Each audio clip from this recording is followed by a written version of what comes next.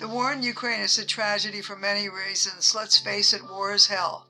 The immeasurable suffering that comes with the loss of precious loved ones. It can only be described as a living hell. All the tragedy currently being experienced is directly on the shoulders of the world's most evil man, Russian dictator Vladimir Putin. Putin did not suddenly start behaving like a dictator. He always behaved that way. So when did freedom-loving people begin to ask themselves about this man? And when did they realize that Putin has been a cold-hearted spy forever and a person for whom life has no value whatsoever? The war began when Putin sent 190,000 Russian soldiers to invade Ukraine last February 2022. The invasion has not progressed as the evil tyrant would have predicted. Today, 18 months later, the Russians have lost many soldiers. The Russian leader and warmonger could not have predicted the successes of Ukraine's army as well as the resistance of the country's citizen militias. Provocateur Putin has lost many high-ranking military officials, which has become a major embarrassment. Yet the war drags on and on. Let's take a closer look at what has been happening inside Russia and to her citizens and expats who live there due to its evil leader Putin's illegal invasion into Ukraine.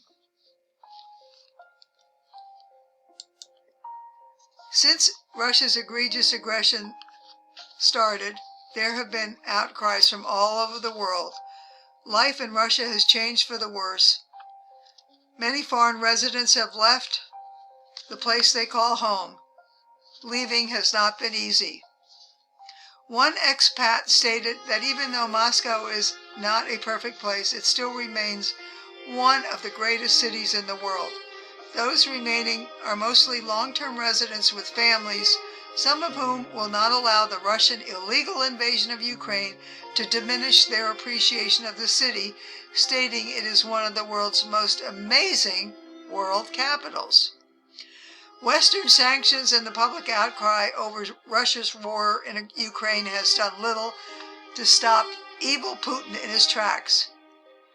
As a result, many foreigners are leaving in droves, as well as Russian citizens. They are all leaving reluctantly. Nonetheless, life has changed for expats. As Moscovites continue their exodus, it's so sad that these people are forced to leave their beloved city. They have enjoyed working and living there, but they had to come to grips with the unfortunate changes due to Dictator Putin. Oh my goodness, what he's done is just, it's horrible. Horrible, horrible, horrible. Even so, the disruptions in life have been plentiful. Here's an example, for instance, banking. Now it is heavily sanctioned, making the transfer of money or accessing one's money difficult and sometimes impossible. Some foreigners are getting around this difficulty by using cryptocurrency stashed abroad. Airline passengers are subject to lengthy wait times and interrogations if you are a holder of an American, British, or Ukrainian passport.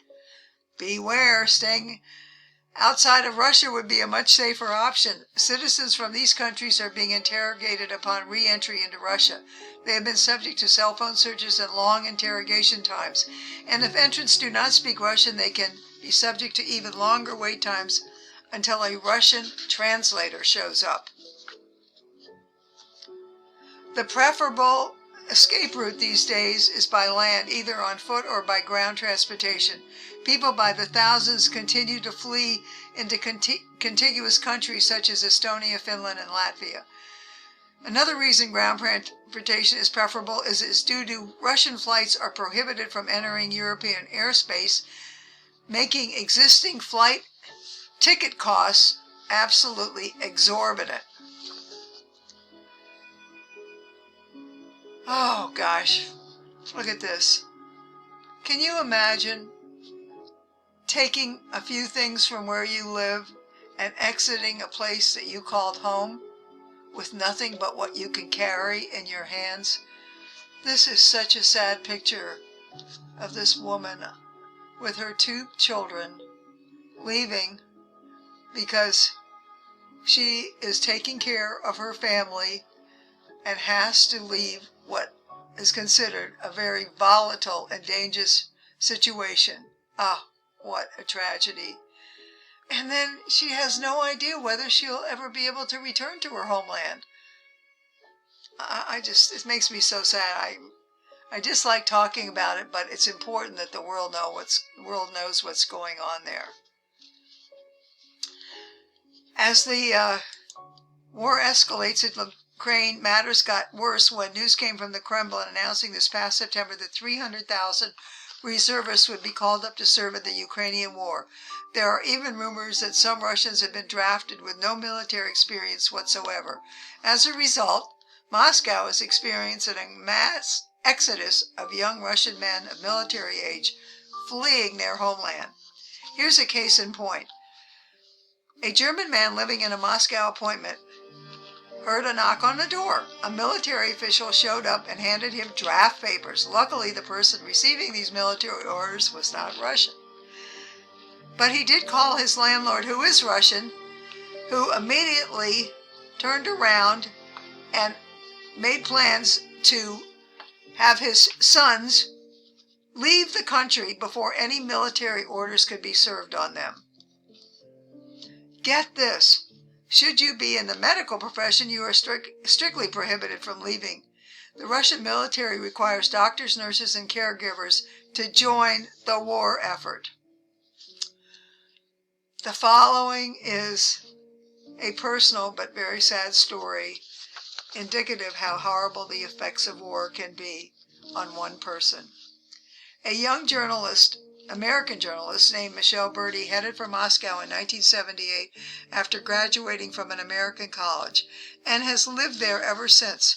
When Tyrant Putin decided to invade Ukraine, Bertie planned on remaining in the country she had grown to love. She worked at the Moscow Times, an independent newspaper, alongside both Westerners and Russians. But something happened that forced her to reconsider. Hey everyone, if you enjoy my videos and want to see more, please consider subscribing. Press the little red button in the right-hand bottom corner of this video. It's free. Oh, I'd be delighted to have you listen to my videos as they come online. Thank you. A new law passed, stating that in the clearest term that anyone criticizing the Russian war effort in Ukraine would be subject to as much as 15 years in jail. Ugh. Wow. How could one be a reporter, do her job without using the terms such as war in Ukraine or Russia, the aggressor? No way. The tears flowed as she thought about the possibility of leaving a place she had called home for most of her life. Sadly, she made the decision to leave. In her hands was all she could carry, her dog, Riley, and the pain of not knowing when there would be a chance, if ever, to return in the future. She closed the door to the apartment she owned, leaving all her belongings behind, and walked away from a life in Russia stretching over 44 years. Her escape would be to Riga, Latvia. So the war drags on. Some say Putin is stuck, that he is looking for a way to claim victory of his initial goal to annex Ukraine back into Russia. As the world looks on, there is concern that Putin will decide his army is no longer capable of retaking those Ukrainian territories. He believes that those territories belong to Russia.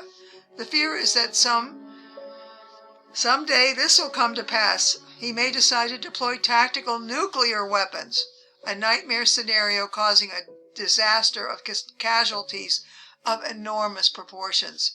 Experts would not put this possibility past this maniacal dictator. At the moment, there appears to be no end in sight of this war. That's so sad to report. This egregious act has disrupted and even ended the lives of so many innocent people.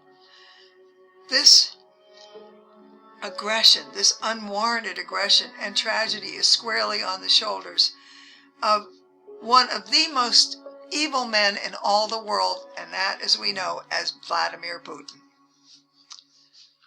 This concludes one person's opinion of a sad situation, but a very necessary topic of conversation. Wars are tragic to the nth degree and leave so much unnecessary destruction, devastation, and sadness in its wake. As one loyal Russian stated, I don't know, and I quote, I don't know anyone willing to die for this war. End of quote. So, my traveling friends, until our next excursion together, remember this: the only trip you'll regret is the one you don't take.